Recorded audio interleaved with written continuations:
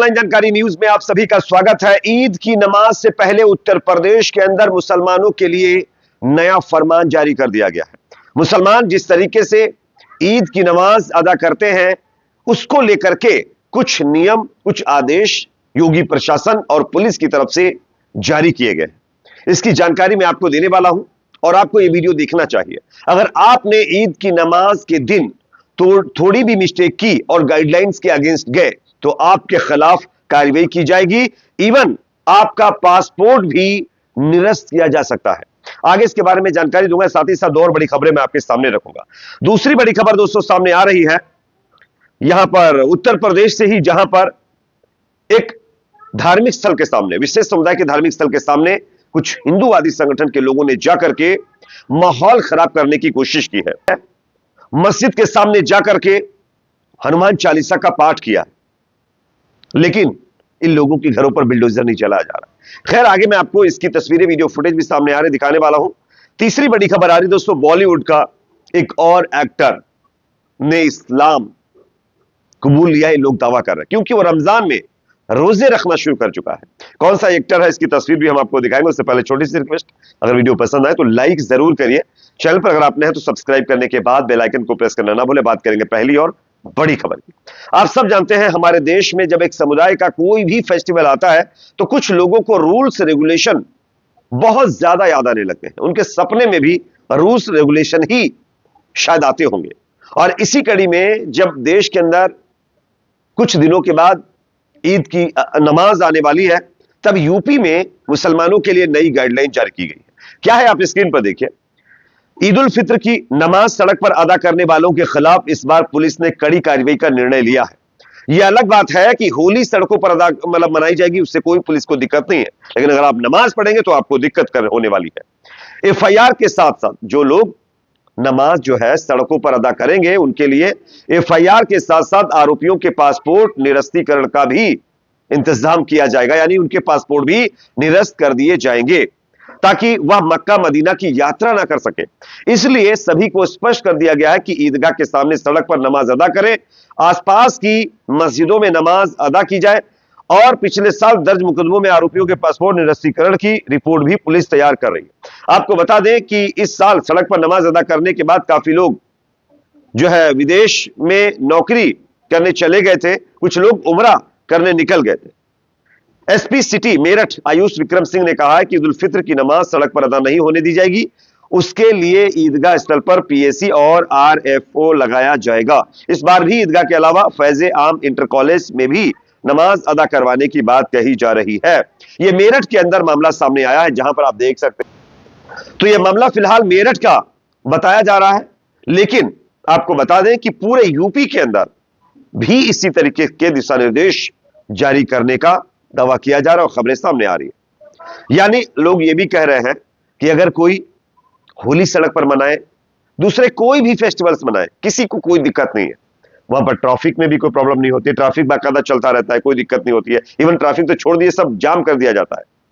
लेकिन अगर आप 2 मिनट की नमाज पढ़ लेंगे मतलब जो है सड़क पे, तो आपको दिक्कत होने वाली है दोस्तों। इवन मैं आपको एक वीडियो दिखाना चाहूंगा, आप देखिए।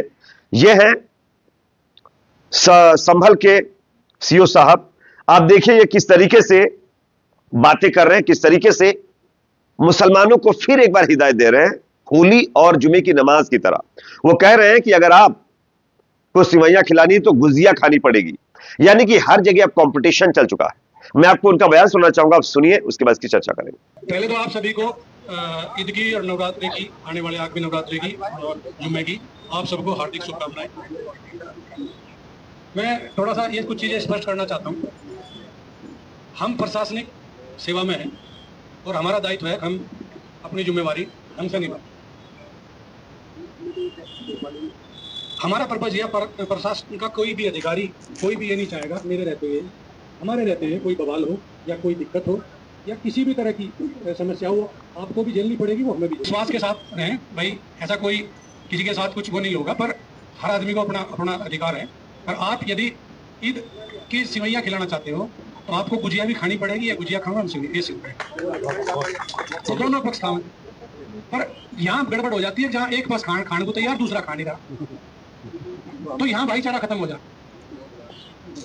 हम स्पष्ट मतलब बोल रहे हैं या कुछ भी हो रहे हैं, तो ये चीज नहीं है। हम नेतागिरी नहीं कर रहे, ना हमें नेतागिरी का हमारा कोई इरादा है कि हम नेतागिरी करेंगे। हर आदमी अब अपने तरीके से पेश कर रहा है, कौन कैसे पेश कर रहा है क्या नहीं।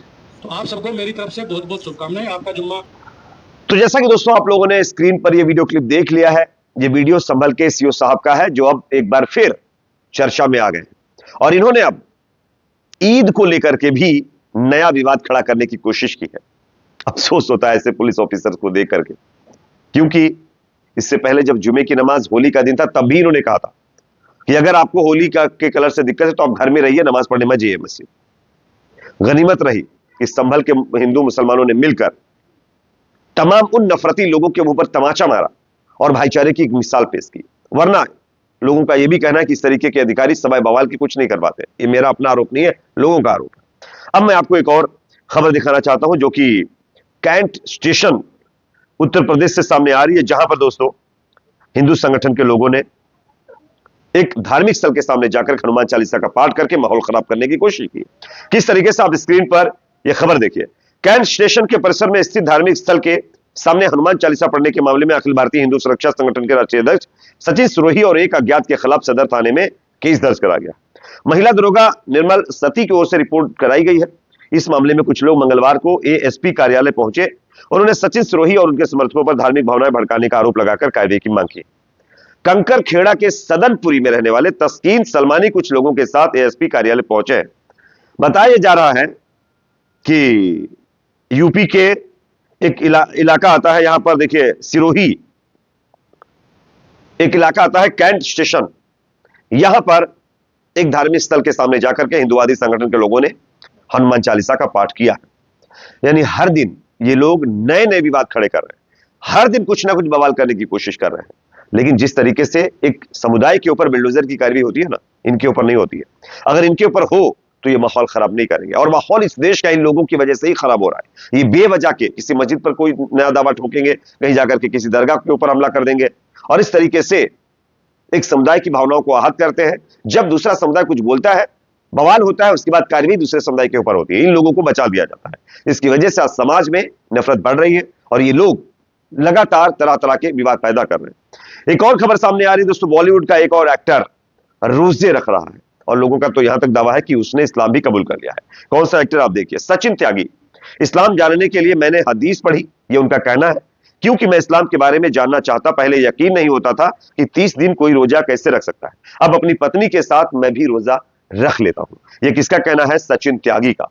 हालांकि इन्होंने इस्लाम कबूल किया, इसको लेकर के अभी कोई पुष्टि नहीं हो पाई है, लेकिन रोजा रखने का मतलब लोग यही मान रहे हैं कि शायद हो सकता है कि वो आने वाले दिनों में इस्लाम कबूल कर ले। इस पर आपकी राय कमेंट सेक्शन में रखिए। वीडियो पसंद आए तो लाइक करें, शेयर करें, चैनल पर नए सब्सक्राइब जरूर करें।